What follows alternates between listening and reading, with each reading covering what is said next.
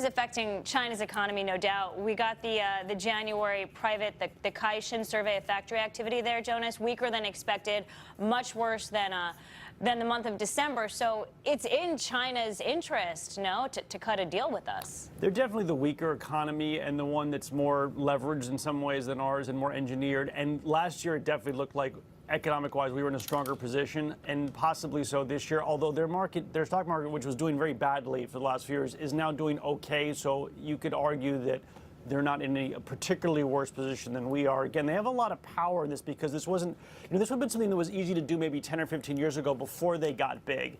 At this stage of their size, they get to decree terms on the market, just like, Kentucky doesn't get to say what emissions are going to be for cars. They wouldn't make them there. But like California does, and so does China at this point. Riley, do you think it's good form for President Trump to call President Xi a friend? Is that personal touch, that personal relationship, does that impede or does it help these negotiations?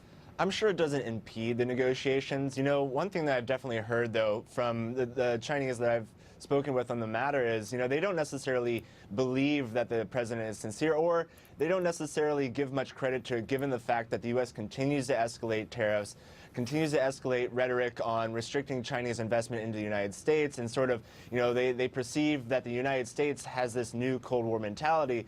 And so calling the president, President Trump calling President Xi a friend, they don't really give much credit to it. Now, the important factor is whether President Xi believes it or not, because at the end of the day, it's going to be a deal between the presidents. Yeah. I think it actually helps because the president doesn't beat a lot of, look, there's a lot of questionable leaders in the world that aren't running real democracies, but Trump doesn't like ride them about it in the press constantly like all, other presidents did. I think that actually helps in a business negotiation not to also remind them how bad they are being a democratic leader. Jonas, what kind of friend are you? Because if he's such a friend, you say we're going to put tariffs on them anyway. I'm kidding. Jonas Paris, Riley, thank you so much for joining us. Have a good weekend, guys. Thank you.